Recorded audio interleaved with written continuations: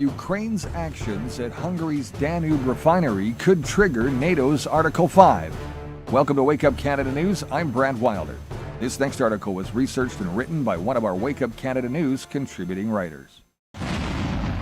On the evening of October 20th, 2025, a fire and explosion erupted at MOL's Danube Refinery in Zázalombata, Hungary. No injuries or fatalities were reported, and Hungary's fuel supply remains secure. Yet the incident has sent shockwaves across Europe, especially as it coincided with another explosion at Romania's Petrotel Lukoil refinery. Same date, same time of attack. Both refineries process Russian crude, and previous attacks on Russian energy infrastructure have been linked to Ukraine's strategic operations. This is definitely another step in Zelensky's campaign. It seems unlikely that Russia would target these facilities. It simply would not be in their best interest. Consider who benefits. Ukraine under Zelensky clearly gains from such a disruption. Under Article 5 of the NATO Treaty, the attack on Hungary, a NATO member, is considered an attack on all.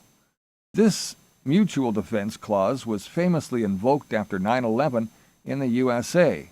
If investigators confirm that Ukraine carried out this strike, NATO would face an unprecedented dilemma. Would the alliance collectively respond to an attack by a non-member? In practical terms, this could mean all NATO members would be at war with Ukraine, risking a far broader European conflict. At this stage, there's no official confirmation of Ukraine involvement, but the timing, the pattern, and the targeting of Russian-linked energy infrastructure across multiple countries and coordinated effort make it evident Zelensky is behind these attacks. If proven deliberate, the consequences would be severe, especially when Zelensky is using the West's drones to do it. NATO would likely convene an emergency meeting to consider invoking Article 5. Ukraine would face immense military and political pressure, potentially drawing the alliance into direct confrontation. European energy security would come under an extraordinary strain, exposing vulnerabilities in Russian-linked supply chains with NATO territory. So now what? What's Canada's role in NATO?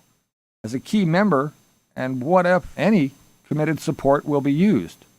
In recent years, Canada has increased its defense spending and military readiness in response to global security challenges.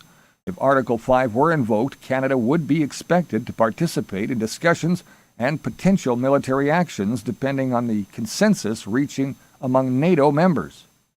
In the current context, NATO's Article 4 has been invoked recently, indicating that member states are already consulting on security threats, particularly concerning Russia's actions in Ukraine.